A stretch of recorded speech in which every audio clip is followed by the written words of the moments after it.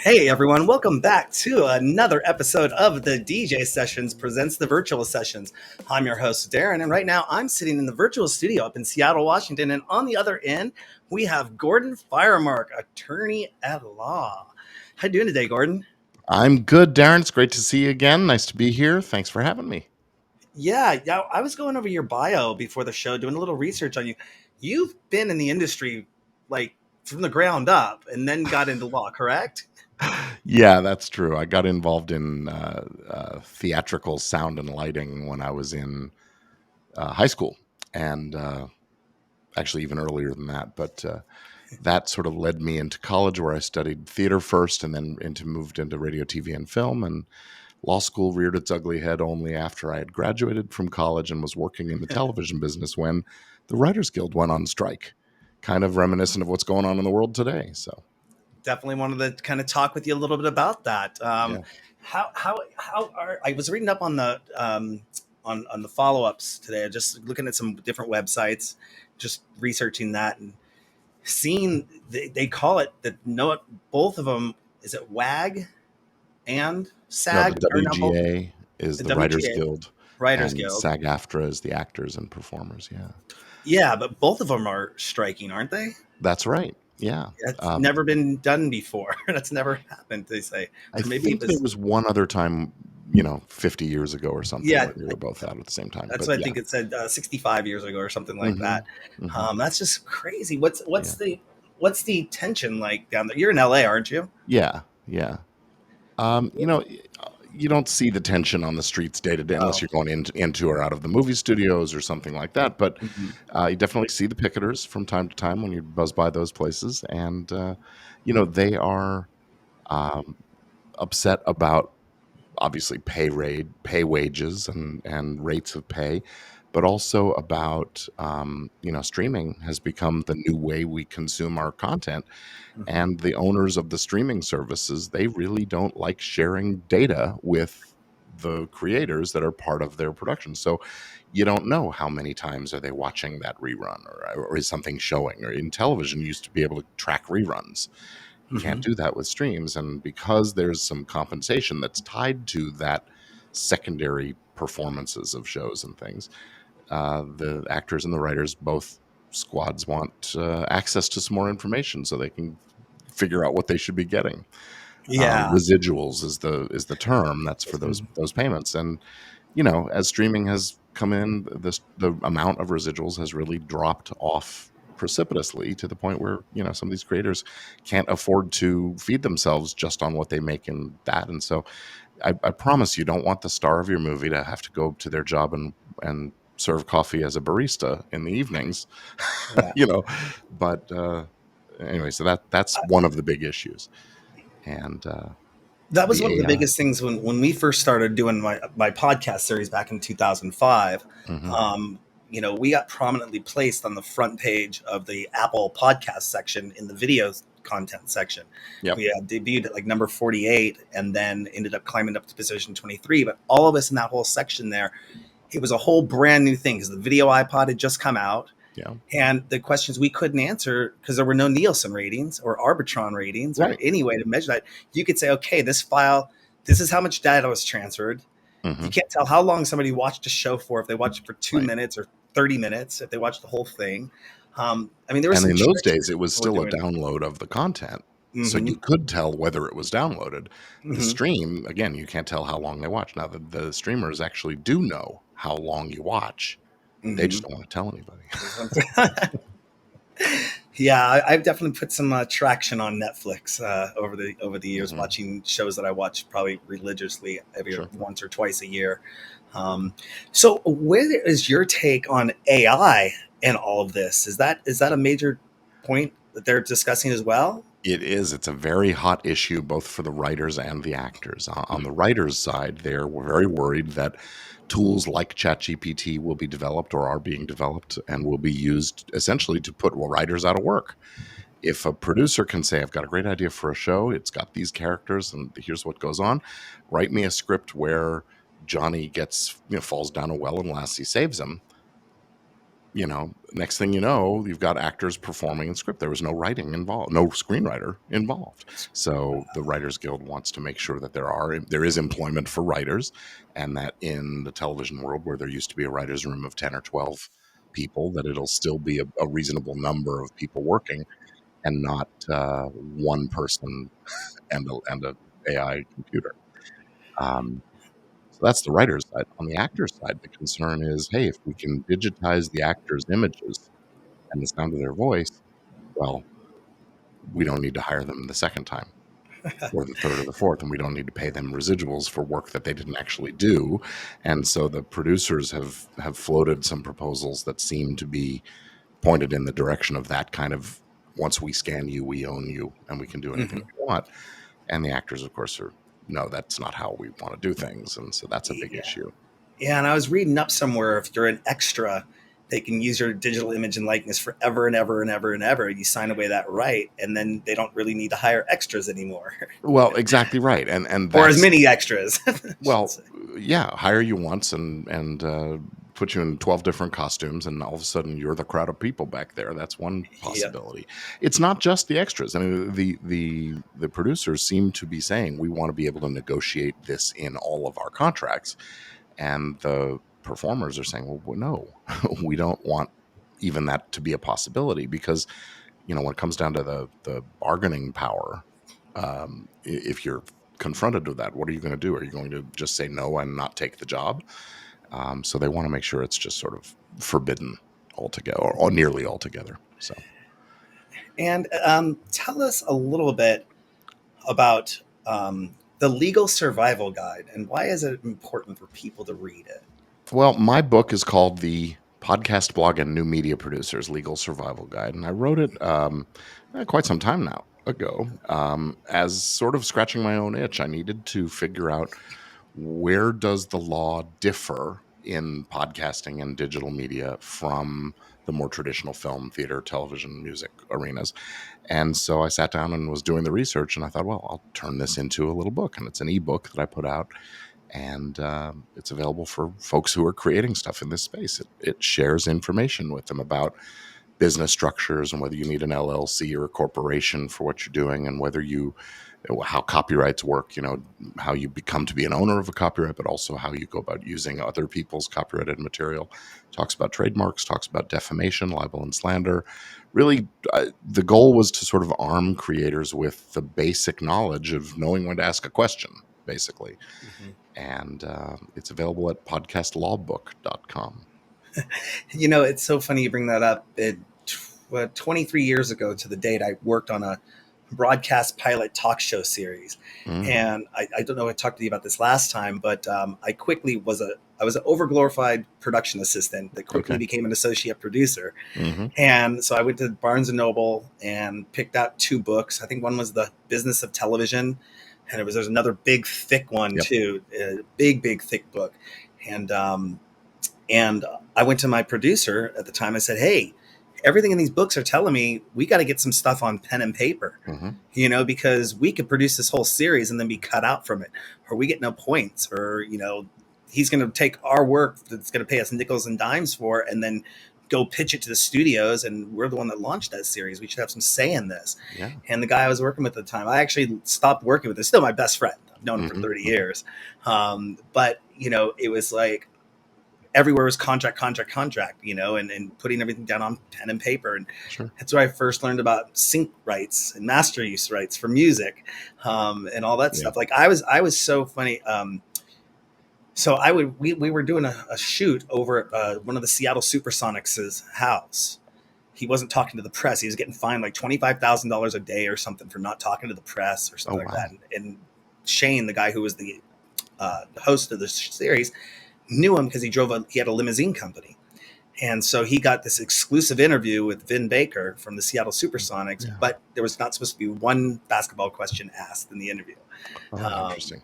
Yeah. So, it was really interesting. But one of the things I remember that I did is we had Sprite cans on the countertops. And I go, I'm not giving Sprite free advertising, so put gaff tape on all the cans. Right. And I've done that with like certain DJ equipment manufacturers. Their attitude is, we're already in every photograph. We don't need to sponsor. And I'm Right. like, right, okay, great. Hmm. And so that was kind of interesting. But here's something I read on your site too. And this was the title, I believe it's Influencers. Could Yeah. you be liable for trademark infringement? California court says yes. Can you elaborate on that? Oh, well, that's interesting. I'm not remembering the specifics of the case in question. But yeah, if you are out there disseminating a message that creates a deception or a false impression, or that there's a relationship or an endorsement or something like that with a brand, um, yeah, you could be infringing that brand's trademarks. If you certainly if you call your show the Coca-Cola Cast or something like that. But yeah, there's a handful of other scenarios where influencers really need to be careful that they're not saying let's say someone's doing a promotional message about a particular product, and they say, yeah, this is just like brand X, only better. Well, you may or may not have violated the rules there. So it's really important to kind of know the parameters. Yeah, it was 2018. I went back. I had an issue with a DJ, Mm, and what had happened is I saw that there was an event. I told these people to go on Eventbrite, and you can find our tickets there. Just look up the DJ sessions, yeah. and well, lo and behold, this bar pops up down in about 40 miles from where I live, and there was a guy who went by the name DJ Sessions, but he spelled it Deejay Hmm. Sessions. But on the calendar for the nightclub, they put the letter D and the letter J Yeah. Sessions. So I reached out to him. He didn't get back to me. And so I go, wait a second, he doesn't control the bar's website. So why don't I call the bar and see if it's just a typo? Because I didn't Hmm. want anyone Hmm. taking my name and using it. I had somebody do this once before too with the DJ sessions. They called Yeah. their event the DJ sessions. And I Hmm. said, you need to take that down right now, or I'll be sending you a cease and desist. Yeah. And so it was this whole little battle thing that we Yeah. did online. The guy tried putting me on blast and Hmm. talking mad crazy about me. And that's when I just said, screw it. I went and trademarked the name the DJ sessions. Yeah. And, And truthfully, what? that sound alike with the Deejay is still an infringement of because it sounds just like it. There's going to be confusion. Yeah, Um, exactly. And that's what kind of concerned me. So, after talking, I can't remember who I talked with, but because he was using it almost like a few months before we started yeah. the show, the DJ sessions, I can't go after him or send him for a cease and desist. Yeah. First to get to the marketplace gets to keep it, basically. So, Yeah.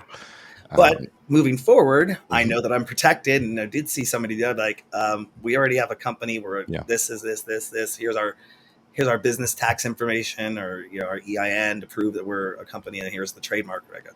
This Mhm. thing was $50 for like 5 years or something like that. I think it's coming around for renewal now that I think about it, because I did it in Interesting. 2018. There you go. So here's a question about forming a company and filing for an LLC or corporation. What's so important about that as a creator? Well, having a company structure can serve a lot of purposes for any kind of an enterprise. I think that if you're in the creative businesses, you're taking some risks that are inherent in the fact of you're making content, you're talking about people, you're talking about brands, all these kinds of things we've already talked about, and you might be infringing a copyright or a trademark without really knowing, and so on. So liability protection, one of the things about an LLC, which stands for limited liability company, is that it shields its owners, the members of the company, from personal liability for things that happen in the business. So Mm, that's the main reason that we lawyers recommend creators starting a company. There are other reasons. You want to have a structure as between the various owners of the company, who's in charge of what, who gets how much, those kinds of things. What are the rights and responsibilities? And in that regard, it acts sort of like a prenup between the parties. mhm. It can have tax advantages. Companies can take deductions for things that ordinary humans can't. And then there's some street cred. And you can also, if you need to, you can sell shares of a company, membership interests, or shares of stock to raise funds for the company to capitalize it. So lots of good reasons to do it Mhm. that have to be outweighed, or that have to be weighed against the cost of creating and operating the thing. Yeah, no, I mean, I've told people this for years. Just go. I mean, in Washington State, it's only like $300 or Mhm. $325 to file for an LLC. And if a DJ's out there and they're playing a show, or somebody trips on the equipment and knocks it on their foot, and I think we're a tri you can sue three people in the same claim or something. I can't remember what that's called. Like, you can If sue you've the got bar, you can 27 sue the people who DJ. are responsible, you could sue Yeah, all all 27. 27. Yeah. Yeah. Um, but yeah, that's the kind of concern. Look, the LLC can be a help in that, but even more important in those situations is insurance, because you want someone else to swoop in and just take over and hire the lawyers and do the defense in a situation like that. But Yeah, um, I was going to ask you about how important is it for a creative to get E&O insurance? boy, the lawyer in me wants to say it's tremendously important, and the pragmatic creator says, and it's almost impossible to do at an affordable price. So Yeah. once again, we're balancing cost and benefit. That insurance can be really valuable. Now, if you're a DJ and you're going out and doing setups and gigs, there are specific insurance policies that cover the slip and fall. The copyrights, the trademarks, the defamation, this stuff is very high risk, very high cost if you do infringe, and so the policy premiums are accordingly high and often out of reach for creators. Um, it's all a function of budget. So I saw something else on your site when I was reading today. Tell me about Taco Tuesday and the complications surrounding the use of it, because that kind of I thought that was just a generic open term. So that's what a lot of people thought, and that's actually what Taco Bell and LeBron James thought eventually. So the backstory is that a number of years ago, a bar in New Jersey started calling its Tuesday night promotion Taco Tuesday, and they claimed copyright trademark ownership at the same time, or so. I don't exactly know the details, but this other outfit in, I think, Iowa, named Taco John's, started doing promotions called Taco Tuesday, and they registered a trademark with the United States Patent and Trademark Office, and it went through and it was valid. It was, whatever, but it became so widely used by others, not policed by these owners of the trademarks, that the position became, well, everybody's already using it. Why should we, Taco Bell, be at risk that you're going to sue us when you've basically let everybody else in the world do it? So they went out and started making noise about this. And LeBron, who is, I guess, a taco lover, um, and I guess he's a spokesman for Taco Bell or something, he got involved in this as well. And they filed a petition with the court or the trademark office to cancel that trademark.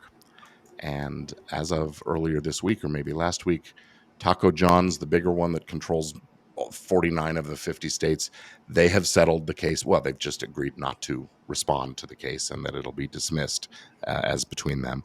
And they're going to give up their trademark. The guy in New Jersey seems to be putting up a fight, but we'll see how long that goes on. I think that it's, one of the rules about trademarks is when you own a brand, you have to do what you can to protect and police it against all infringers, or else at some point you are held to have lost your rights. So Yeah, that's huge. And then when it gets so big and widely used, does it ever become public domain, or like what would be the determining? Would somebody have to take it to court and yeah, then there is this fight it? idea that so to back up, trademarks protect distinctive words and symbols and phrases, marks that are Mhm. distinctive and identify the source or origin of the goods. So you have a brand uh, that is recognizable as a secondary meaning to the consumer. They see that thing, they know where it's coming from. Red triangle on a box of crackers tells you it's coming from Nabisco. The Coca-Cola logo, the Coca-Cola swoosh, the Nike swoosh, excuse me, the Amazon smile logo. All of these things are very distinctive marks. A word can become so well known and widely used that it becomes generic, and that's called genericide. Um, Genericide. so back in and there have been a few of these. The word cellophane was originally a trademark. It is now a Oh, generic term for transparent cellulose wrapping material. Escalator for moving staircases. Aspirin for that particular kind of acetylsalicylic acid compound. And so it's very important that trademark owners do their best to make sure they don't run afoul of this genericide. So you have brands like Band-Aid or um, or Kleenex that have to worry about this, because you need a tissue, you ask for Kleenex, right?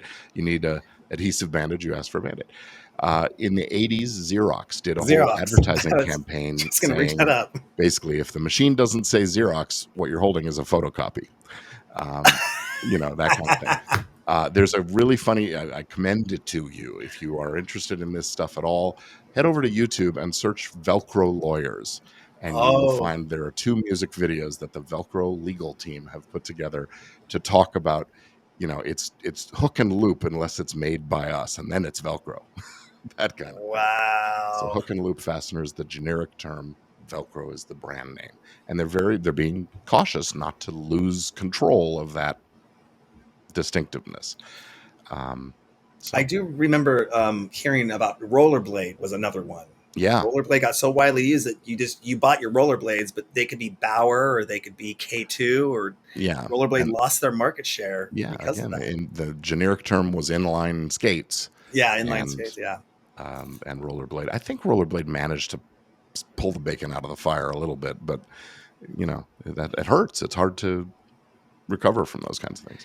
yeah. And speaking about legal stuff, the podcast law forms. I saw that on your website as Yeah. well. Can we talk a little bit about that and tell us what that is and how Well, it's if you beneficial? don't mind, I'll back up a little bit. I'll just, Oh yeah. my mission as a lawyer in this industry, entertainment and media law, as the podcast lawyer, is to help creators protect themselves and have their influence and income and achieve the kind of impact that they want.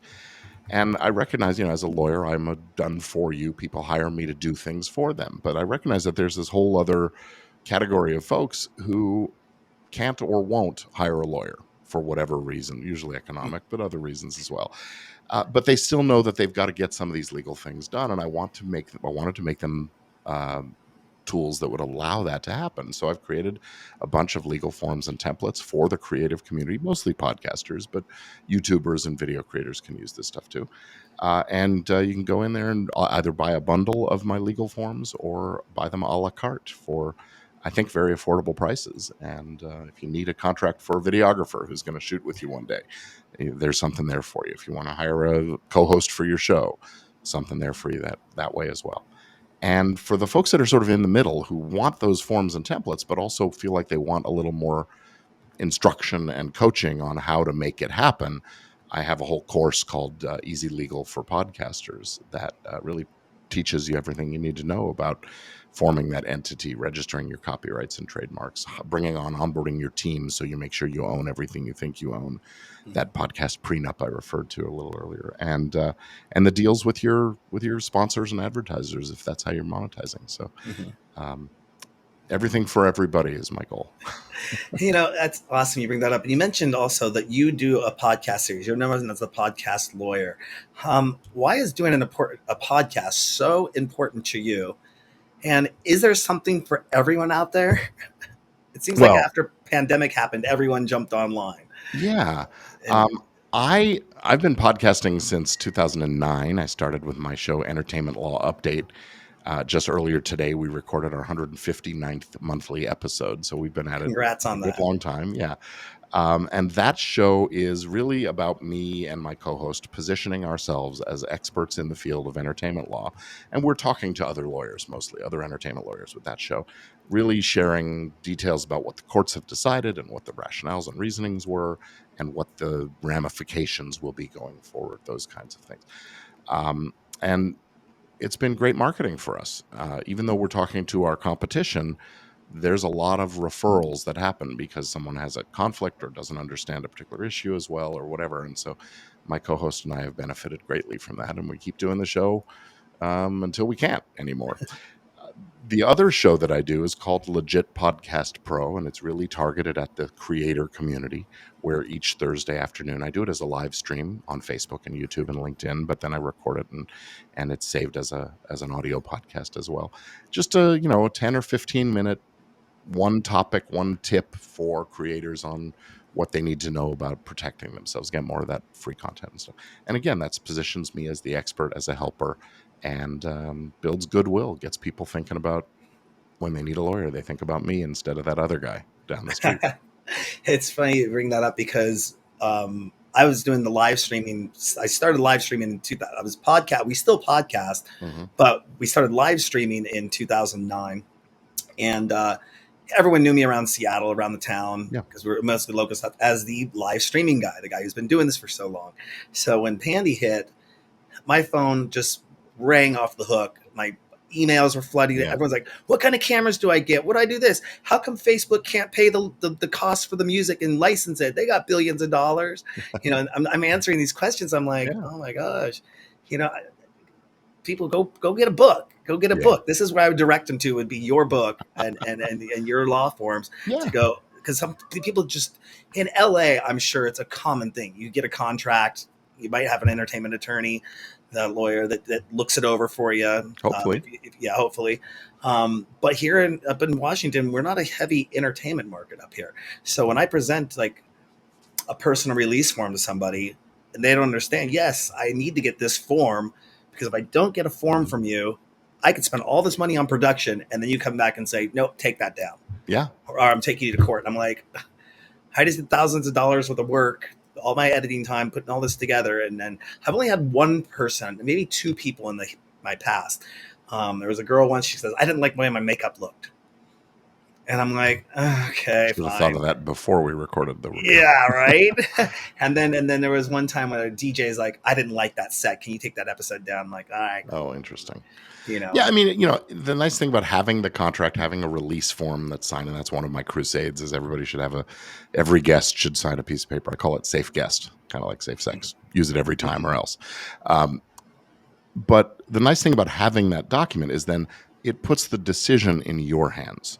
You aren't going to be held up by the extortion of, if you don't do it, I'm going to take you to court, because you say, go ahead, I've got a contract. But you still can take it down if it's the right thing to do. If her makeup really was a botched mess, you could take it down, or the set was bad, or there was something in the set that shouldn't have been. It gives you flexibility. It gives you ownership and authority over these things, and that's what's really important as a creator. Yeah, I think I have 5 different agreements that I have my resident DJ sign. I have like a non-disclosure. Mm-hmm. Don't tell anyone about our company information. I have a code of conduct agreement. Yeah. So it's all there in black and white. If somebody says you didn't live up to your part, Darren, so yeah, that's why. And I go, it was right there in black and white. It told you what was going to happen. It told you how you'd get terminated if you don't follow through with these things. And that way people know. There's a service agreement in there. I think there's a limited liability waiver form in there. Mm-hmm. We do some kind of crazy stuff. The saying goes, good fences make good neighbors. Yeah. And I would say that good contracts make good business associates as well. And I've been using these forms since 2000. Okay. They're pretty standard to read and pretty industry. I think they should be industry standard. You get a lot of DJs in the music biz that get screwed over by producers, not producers, by promoters. Yeah. That don't pay them, or don't pay them on time, or they have to drag tooth and nail to get $150 that they were owed, $100 that they were owed, and it's almost at that point you've spent 10 hours on it. You just made $10 an hour. Yeah. Right. And and it's funny because some people will shy away from agreements because they don't want to be held liable. And if I said, here's my contract, and somebody says, I'm not signing that. I had somebody, I actually pitched it. I wanted to put him under NDA because I was going to pitch him my idea for a show. Yeah. And he goes, tell me your idea for my show. And he ran a production company. I'm like, sign my NDA. Yeah. I'm not going to let you come up, pitch a show to you, and then you say, hey, that's a really good idea. Let's go make the show. Right. That would happen. That's actually an interesting catch-22 in the entertainment industry, because a lot of creators are afraid to share their information with the producers because the producers might steal it, and the producers are afraid to accept it without some kind of a release, or the inverse of an NDA. Really, it's a promise that I'm not going to sue you if you do use what I present to you. And so, there's just a lot of that back and forth. NDAs are uncommon. They're more common nowadays than they were 20, 30 years ago, but they're still pretty uncommon in the idea submission arena because, there are so many ideas out there and everybody's just tossing them around. So, and now AI is going to be tossing all those ideas around. Oh, yeah, game changer, I think. Yeah. I mean, I played with ChatGPT once. And I said, um, "Write me a bio for Darren Bruce, the executive producer of the DJ sessions." Hmm. It was 98% spot on accurate. Oh, that's The only, interesting. the only thing that it wasn't true is that it said I owned a record label. That was just one little blurb and owns a record Yeah. label. And Oh, I don't know interesting. where they would pull that information from because nowhere says owning a record label Well, these out tools there. hallucinate. They make it up. Yeah. I will tell you that I had the opposite experience. I asked it to write a Wikipedia entry about me, and it got my college, my law school, where I live, my age, and my credentials basically wrong. Better than they actually are in some ways. And so I don't have a lot of trust for the tools. I will say that I use them, and I've you can train them, and they get better. But there have been a number of situations where that hallucination has been a problem. There are a couple lawsuits going on right now. Just on my podcast today, we were talking about one where two people with basically the same name, one uses his middle name and the other doesn't. The plaintiff in the case is this person who is a professor and an author and an artist, and the other person was actually convicted of assisting the Taliban, and they were conflated into one person in this report from it was Bing. If you search this name, you would get how they do that summary now, and that's not just links to existing articles, and it just got it wrong. Said that they were one and the same person. And yeah, Wow. so who do you sue is the next question. So this guy's suing Microsoft, claiming, "Hey, you made this machine, you set it in motion, it got it wrong, it harmed my reputation. It's still up there. It's been months since I told you, take it down." And Microsoft, they've got their legal defenses to bring forward, but it's going to be interesting to see what happens. So, Yeah, I remember. I don't think it wasn't Chat GPT, but I was in school a few years ago, mhm. and my teacher was teaching a business class, and we got into the Microsoft Office suite Yeah, product that go in the cloud and it has all like the 20 different things yeah, that you got in there. There was one in there. He said, "Watch this. I'm going to type in like I think he typed in like airplane book report." Something, and it went out and made a whole presentation on yeah, airplanes. It grabbed text, that put the text in there, it grabbed links, put the links in there, grab photos, and it just yeah. like you hit the button and it compiles the whole thing for you. And I don't know if that was like the beginning of AI or the first grants. I can't remember Yeah, what that this program's tech has called. been brewing and cooking for a few years now, and a few years ago, I remember using a similar tool to create a PowerPoint presentation for a class I was going to teach, and Mm-hmm. it worked out okay, not great, and it's just getting better. The trouble is when it gets to be indistinguishable from human input, Mm-hmm. and actually, if you another fun one is if you go search for Johnny Cash Barbie Girl, you can hear Johnny singing Barbie Girl. And Johnny ain't alive anymore. He did not record it, but it sure sounds like him. That's crazy. I was just going to bring that up about music. Yeah. If I wanted to become a music producer, I could say, okay, I want music created. I want it to be 4 minutes long. Hmm. I want it to be an ambient, down chill beat. Hmm. And I've talked with a lot of producers about this, and the one thing that they're not going to get is soul. Yeah. The soul, the soul of the musician in there. Even Yeah. the soul in the music. You're not going to Mhm. get that, but you could. How would you know if somebody's just sitting there and they're ghostwriting a song for somebody and they just put it through Right. AI and said, "Here's the song, and here's go put it into Logic or Ableton, and you Yeah. can manipulate, change it around." But this song was really created by a computer. Yeah. These tools are really amazingly powerful. Mhm. And I think the soul is, you're right. There is no ghost in the machine. So the soul is the thing that's missing. And hopefully we as humans will be able to detect it most of the time. But boy, it's getting tighter and tighter, narrower gaps between what you can tell and what you can't. I'll tell you in the law, trying to catch up or keep up with this kind of stuff, there have been a lot of issues around whether the material that comes out of the AI machine is copyrightable, and the courts and the copyright office here in the states at least seem to be saying no. The AI generated stuff, you have a human author. If it's not human authored, it's not protectable. So then we get into, well, how much effort and creativity went into crafting the prompt that generated the thing, and and assembling it and all that. Well, yeah. So use these tools to your detriment. If let's say you use one to write lyrics for a song about who knows what, you may not be able to stop anybody else from using those same lyrics in their song.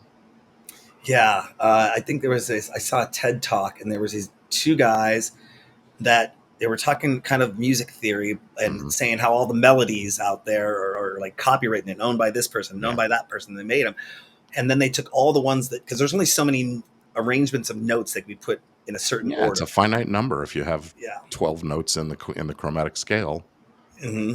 you can only combine it a certain number of ways. Yeah, and they went and actually, I think they put out there on the copyright, the free copyright website. Yeah. They got it, they applied for it, and they put it in and made it for free use. That was Oh, kind of their big interesting. crescendo.